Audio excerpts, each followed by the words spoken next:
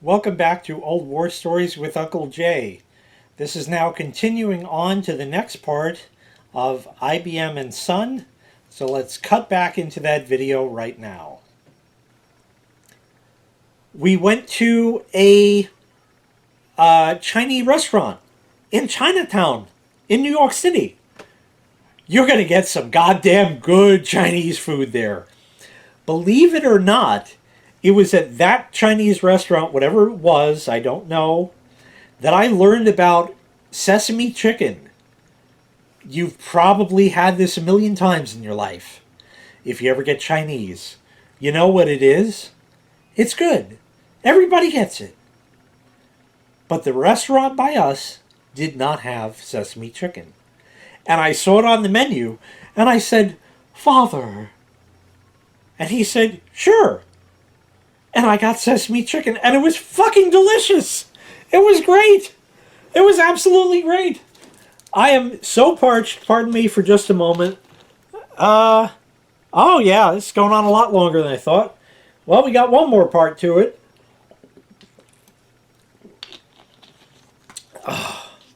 Woo! Okay. We always had fun. We went to Chinatown, and that's where I learned about sesame chicken. I remember going to a McDonald's once, and I got a milkshake and ice milk. I don't know what it was. This was the days before the McFlurry, but my dad got me one of them. It was vanilla, big cup. Nursed that down for like an hour. That was good. It was horrible, but it was good. So I remember that. And one other time we had taken a call or there was nothing going on and we went to the office. And I was mentioning before that people's machines didn't have passwords and that. These buildings were locked the fuck up. I mean, anybody could walk off the street into the lobby. Then you're talking to the security guard. And you're saying where you're going in the building and why. And you'd have to write your name and the floor and any other information like that. And he'd keep a log of the time in and time out. Further, he would have to sometimes take you to the elevator. Because after hours, the elevators were shut down. And he had the key for it or the code for it or whatever it was to get you up there. And then you'd get off the elevator, and then to get into the main area, there was a door. And the door had, you've seen these before as well, the combination lock things. They have like 5 buttons, and you got to go, chook, chook, chook, chook, chook, chook, ka-chunk, and it would open before card keys, thumbprint, fingerprint readers, before, that's what you had. The buttons on it for the combination. And being that he worked there, he had the code for that. So when the boss called him to the office, he'd have to go down to the IBM building, which I think was at 33 Maiden Lane back in the day in New York City. It moved somewhere else later on. But I remember that. Oh, Water Street? Seem to remember Water Street also in New York City at one point or another. But I remember 33 Maiden Lane. My dad still has envelopes that say IBM 33 Maiden Lane, New York, New York, 10010, or whatever the zip code was. Yep. Anyhow, we went in the office. Big skyscraper. Don't know what floor. Don't remember. Doesn't matter. We were good number of floors up. And they had a conference room. This part of the story is going to tie into the next Old War story that I'm going to tell. So this is kind of a little important. They had a conference room. And they had a 27-inch TV on a big stand. And it had a VCR. Oh, there was one other part. Going to be longer than I thought yet. Remembering stuff that I didn't remember before. Okay, scratch that for now. We'll talk about this other one. One time I was there, And I was put into the room, my dad put me into the room with the PC that was also, get ready, a Laserdisc player. 1980s, don't know when, but we went in there and there was your typical CRT computer monitor. Nothing special about it. Oh, but there was. This machine had a catalog of laser discs that were available. Maybe this was the equivalent of an eLearn or an iLearn or something that your business may make you do nowadays, that online learning bullshit. This is how it was done, at least back in the IBM days with this. I don't know what they did before Laserdisc, but anyways, there were Laserdiscs, and the machine was a PC, and it had a catalog of all that. And you could search by title or other by number or any number of different things. And my dad found a couple of interesting titles, and he said, "Here, son, watch this." And it said, number 278. So he went to the shelf and he pulled Laserdisc 278, hit the button. Big fucking drawer comes out because Laserdiscs are Laserdiscs. And he put it in.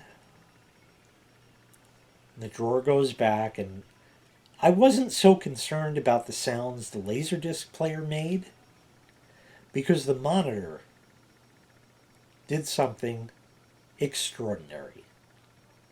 In order to watch the Laserdisc, there was a button, a black button, a momentary push button that was oddly enough on the back of this monitor.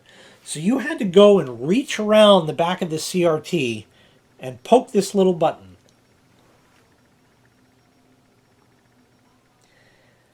And he poked the button, and I heard, "Okay." It spoke. The computer spoke to me. And it said, "Okay." I was like, holy shit, that's awesome. That was fantastical for the 80s. Now, we had talking computers then, and nowadays you could just call out that Echo thing from Amazon or one of them Google machines or that Apple joke thing.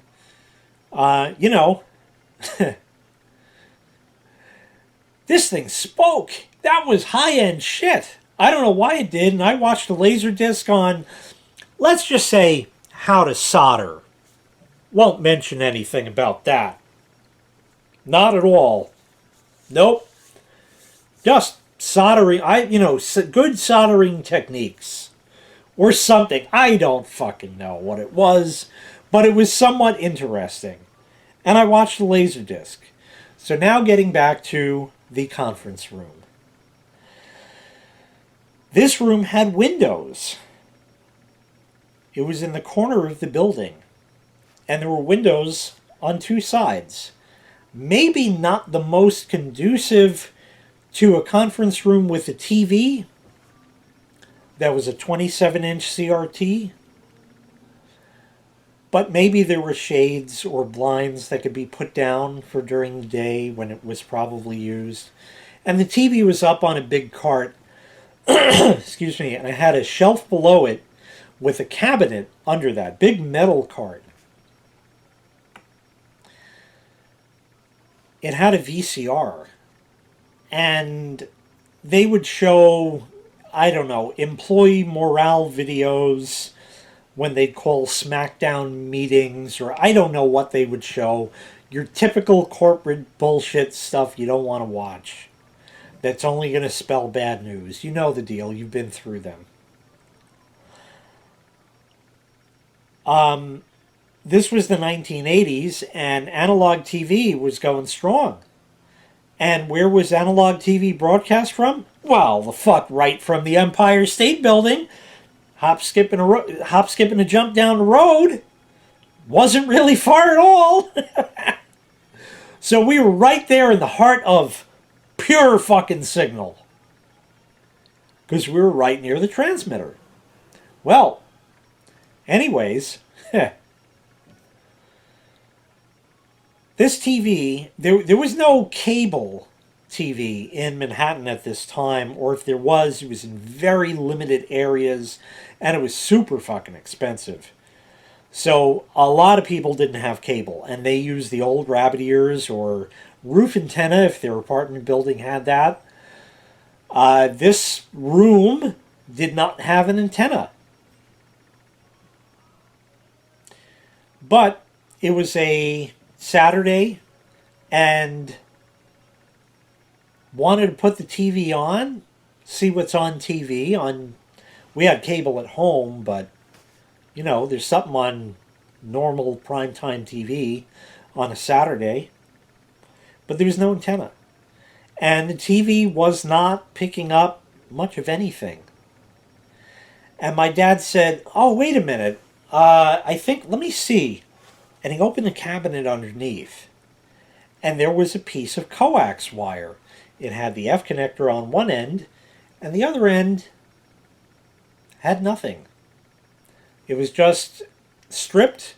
Maybe the connector fell off or something, so you just had the piece of copper wire and the shield wire, by Liant, and the shield wire, and that was it. That was all you had. And, well,